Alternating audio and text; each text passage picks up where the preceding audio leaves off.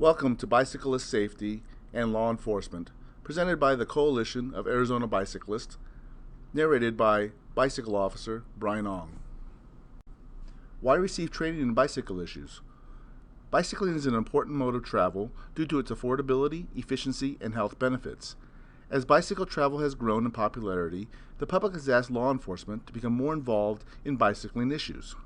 This presents challenges for police because misconceptions about safe bicycling practices and state law are widespread among the public.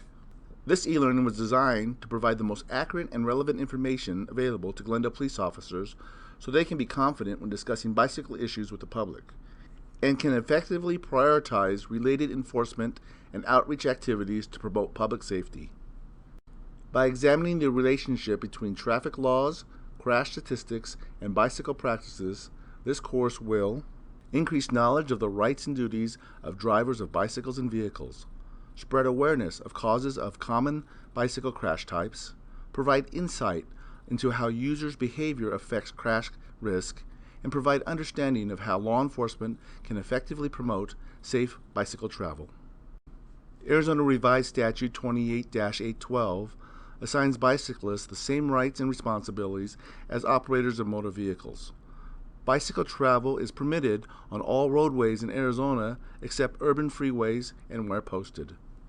Arizona Revised Statute 28-101.6 definition of a bicycle means a device including a race wheelchair that is propelled by human power and on which a person may ride, and that has either two tandem wheels, either which is more than 16 inches in diameter, or three wheels in contact with the ground, any which is more than 16 inches in diameter.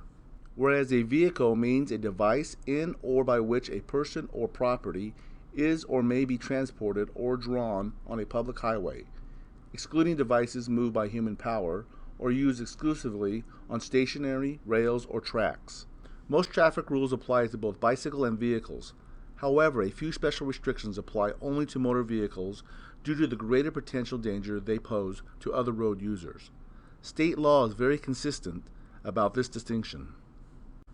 Bicyclists are not pedestrians. Although state law does not prohibit use of bicycles on sidewalks, sidewalk bicycling is not recommended. The crash rate for sidewalk cycling is several times higher per mile than cycling on the roadway. Although state law requires other drivers to yield to bicyclists on sidewalks as they would to pedestrians, sidewalk cyclists often surprise motorists at intersections and are less able than pedestrians to stop quickly when conflict arises at street corners and crosswalks. The vast majority of car-bike collisions involve intersections and crossing movements. Only a small percentage of car-bike collisions involve faster motor vehicles overtaking slower bicycles. Crashes are more likely to happen on sidewalks than on roadways. Because bicycles have the maneuverability characteristics of wheeled vehicles, it is usually safer for bicyclists to operate on vehicle facilities according to the rules for drivers than to attempt to follow pedestrian rules on pedestrian facilities. In order to significantly reduce injuries and deaths to cyclists, cycling safety strategies must address intersection crashes and their causes. In 2014, there were 49 car-bike crashes recorded in Glendale. In the past 5 years, there have been 2 fatalities and a total of 475 car-bike crashes. Effective traffic negotiation between drivers can be explained as 4 basic rules.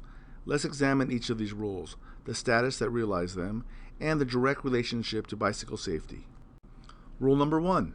Maintain a safe buffer space. Each operator on the roadway is entitled to the space they are using and a safe buffer around them. Faster drivers must yield to slower and stop traffic ahead in order to respect their rights to the roadway. This means that drivers must pay attention and limit their speed so that their stopping distance is less than their sight distance. Arizona law clearly states that drivers have the duty to slow for traffic ahead of them, and that driving so fast to be unable to slow in time constitutes a violation of Arizona Revised Statute 28-701A. However, it is also unlawful to suddenly enter the path of another lawfully operating driver so close that the driver cannot slow down in time to avoid a collision.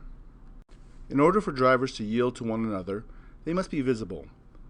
A quarter of all car-bike collisions involve low light conditions. Arizona law requires bicyclists to use a white headlight in front as well as red reflectors on a bicycle when cycling at night. Bicyclists may use red rear tail lights in addition to the required reflectors. Outreach programs that include lighting set giveaways can be an effective way to increase awareness of the needs for good visibility equipment. Rule number 2, yielding before entering a more important roadway. The most common car-bicycle crash is the motorist drive-out type. Here, the bicyclist has priority, but the motorist fails to yield at a stop sign, red light, or driveway. Most of these bicyclists are adults. In most cases, the bicyclist is riding on the sidewalk prior to the collision. In many cities, the most common bicycle crash involves a bicyclist riding contraflow on the sidewalk before being struck by a driver pulling out from a stop sign, red light, or driveway. The next most common type of car-bike crash is the bicyclist ride-out type, where the motorist has priority but the bicyclist fails to yield at a stop sign, red light, or driveway. Many of the bicyclists in these crashes are children under 16 who have limited skill and experience at traffic negotiation. Defensive bicyclists often operate in a more visible location away from the curb where they can clearly see and be seen by motorists entering the intersection. The cyclist operating further left is seen from further away. Rule number 3, destination positioning. ARS 28751 requires position and method of turning. Right turns, both the approach for the right turn and the right turn, shall be made as close as practicable to the right-hand curb or edge of the roadway. Rule number 3, destination positioning. A right hook collision can occur when motorists attempt to turn right from a position to the left of the bicyclist. In some cases, the motorist attempts to pass the bicyclist on the left immediately before turning. In others, the bicyclist attempts to pass the motorist on the right. State law compels all drivers to avoid right hook collisions by merging as far right as practicable before turning. Bicyclists may use full lane. ARS 28-815A states, bicyclists traveling slower than normal speed of traffic must ride as far right as practicable, but only on unlaned roads or in lanes that are wide enough to share safely side by side with vehicular traffic. There are additional exceptions for debris, surface condition, other objects, and when preparing to turn left. It is at the bicyclist's discretion where to ride within a marked travel lane that is too narrow to share. If a bicyclist elects to ride on the right side of the lane, another driver may legally pass within the bicyclist lane only if it can be done safely. Overtaking crashes often occur in darkness or at dusk and dawn. Many include bicyclists not using lights. Most daylight overtaking crashes involve motorists attempting to pass within the bicyclist lane and passing too close, sideswiping the cyclist. Most occur in lanes that are narrow considering the width of the passing vehicle. Most overtaking crashes involve roadways with maximum speed limits of 40 miles per hour or higher. Other common crashes or overtaking crashes include drunk driving and loss of vehicular control. Motorists often misjudge the space required to pass safely when a bicyclist is riding at the right edge of a narrow lane. This can result in unsafe, close passes and sideswipes. Many experienced cyclists will ride in the center of the lane when the lane is narrow or hazards on the right edge narrow its usable width. This makes it clear to approaching the motorist that there isn't enough room to pass in the same lane, causing them to slow down sooner and change lanes sooner. This improves safety and comfort for the cyclist and reduces sudden maneuvers by motorists. Per ARS 28-735, 3 foot is the minimum safe passing distance when passing a bicyclist. More is required at higher speeds and by larger vehicles. This requires at least 14 feet of pavement for an SUV driver to safely pass a cyclist riding a safe distance from the pavement edge. More space is required for a bus or truck, but most travel lanes are only 11 to 12 feet wide. This means drivers must usually move into the next lane to pass safely. The driver of a vehicle may overtake and pass another vehicle on the right only under conditions permitting the movement in safety. While passing on the right is legal in Arizona, it can be problematical.